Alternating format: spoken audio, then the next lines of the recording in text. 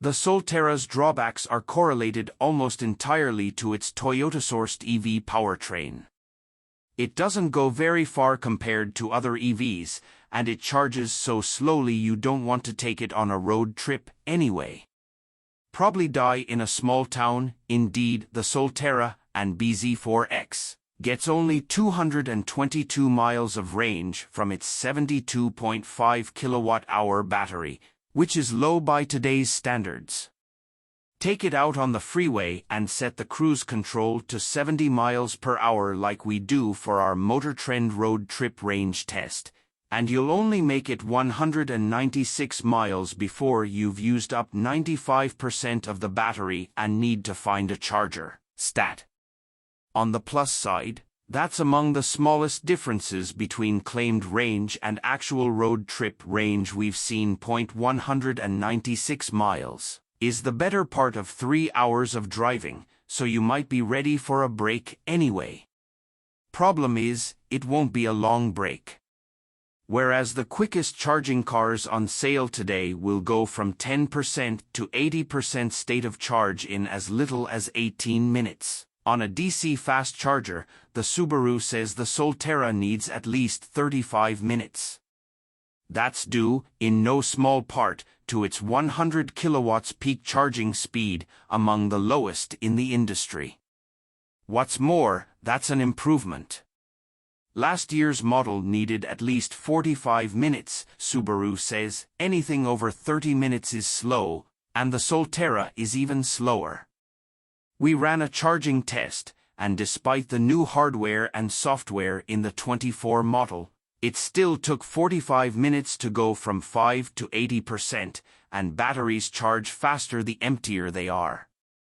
Part of the problem was charging speeds never hit 100 kilowatts despite the initial state of charge being so low, even though Subaru says the upgrades should allow it to sit at 100 kilowatts much longer than before.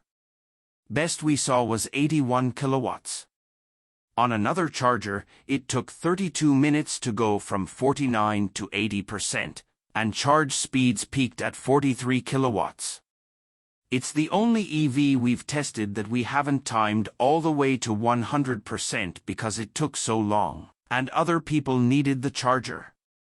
We presented this data to Subaru. It told us it would pass it along to the engineers. With limited range and such slow charging, trying to take the Solterra on a road trip would be an exercise in frustration even if public charging infrastructure was amazing, which it isn't.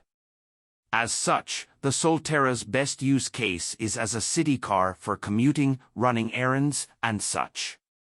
It'd be best to keep a second car in the garage with more range, faster charging/refueling, or both. Assuming you can afford to be a multi-car household, of course. If you can accept that caveat, there's a lot to like about the Solterra. More than anything, it drives very nicely. Built on Toyota's excellent TNGA platform, the Solterra handles noticeably better than it needs to, and certainly better than your average compact SUV. At the same time, it doesn't compromise on ride quality. It really is pleasant to run around town in. It's also nice to just be in.